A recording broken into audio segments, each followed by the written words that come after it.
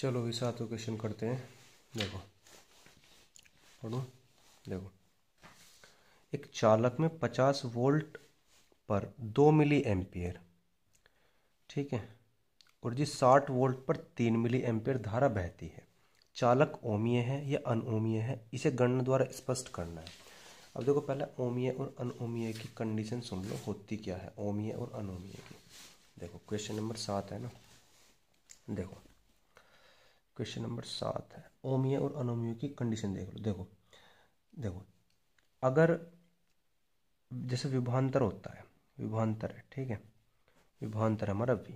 अगर v को हमने बदल दिया, v को अगर हमने चेंज कर दिया, सपोज करो v को हमने बदल दिया, v का मान, तो तुम्हारा अगर r का मान बदल गया, r का मान बदल गया, v का मान बदलने पर अगर r का मान बदल गया तो तुम्हारा भैया है क्या, क्या हो जाएगा, अनओमीय।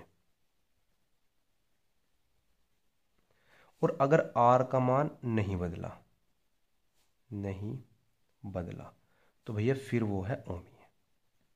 ठीक है भाई, मतलब कि जो वोल्ट दिए हुए हैं ना, वोल्ट का हमने मान चेंज करा, मान लो 100 था पहले, ठीक है, और जो आर का मान है, प्रतिरोध का मान है, वो कुछ दिया हुआ है, और फिर हमने वोल्ट बदल दिया। वोल्ट बदलने पे अगर आर का मान बदल गया तो अनओमीय है, अगर आर का मान ना बदला तो फिर वो ओमीय है। ठीक है, इसी बेस पे हम करेंगे। अब देखो पहला सवाल देखो फटाफट से, 7वां सवाल है। हाँ ये 7वां सवाल देखो क्या क्या दिया हुआ है। एक चालक में 50 वोल्ट पर 2 मिली एम्पियर, 50 वोल्ट पर, 50 वोल्ट का मतलब क्या है, V1 इक्वल टू 50 वोल्ट। देखो 50 वोल्ट दे रखा है विभवांतर का मान, और जी धारा का मान दिया हुआ है इसमें I equal to 2 milli ampere. ठीक है जी, मिली एम्पियर। ठीक है, और क्या दिया हुआ है, तथा 60 वोल्ट पर 3 मिली एम्पियर बहती। देखो पहला ये वोल्ट था, इस पर 2 मिली एम्पियर धारा है, और 60 वोल्ट पर कितनी है, 3 मिली एम्पियर धारा है। तो V2 इक्वल टू कितना, 60 वोल्ट। V2 इक्वल टू कितना, 60 वोल्ट, और I इक्वल टू कितना हो जाएगा तुम्हारा, 3 मिली एम्पियर। ठीक है, I के मान भी दो है ना, तो I1 और I2 कर लो इनको भी, I1 और जी I2। चलो देखो हम जानते हैं एक फॉर्मूला होता है हमारा R equal to V upon में I, या वीर से मैंने तुमको याद करवाया था फॉर्मूला एक, वही ओम के नियम का, या ओम के नियम का ही फॉर्मूला है। तो इसे लगाओ, इसके द्वारा हम यूज़ करेंगे। बताओ हमें तो क्या निकालना है, प्रतिरोध निकालना है ना, बदला है या नहीं बदला है भाई। 50 वोल्ट पे प्रतिरोध कितना था और 60 वोल्ट पे प्रतिरोध कितना है, अगर सेम आया प्रतिरोध तो वो क्या होगा, ओमिया है, क्योंकि बदलेगा नहीं वो। अगर बदल कर क्या है, इसका अलग आ गया और इसका अलग आ गया तो अनोमिया हो जाएगा।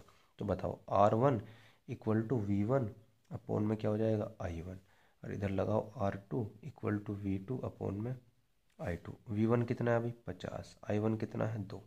ठीक है जी, मिली एम्पियर में है, चलो रहने दो कोई दिक्कत नहीं है। 60 अपॉन में I2 कितना है, 3 ही, कितना आ गया भैया 25 आ गया, 25 ओम, और ये कितना आ गया 20 से 60 ओम, वो 20 आ गया। तो R1 का मान कितना भैया 25 ओम, और R2 का मान कितना आ गया 20 ओम। देखो जब हमारा 60, ये जब हमारा 50 वोल्ट था मान, तो आर का मान है 25, और जब हमारा 60 वोल्ट मान है विभवांतर का, तो हमारा मान है 20। तो बदल गया ना, सिंपल सी बात है। तो विभवांतर बदलने पर जो होता है आर के मान में परिवर्तन हो गया, तो हम क्या कह सकते हैं आर का मान बदल गया ना, तो क्या हो जाएगा, अनओमीय, अनओमीय। ठीक है, ये इसका आंसर हो जाएगा। ठीक है भाई।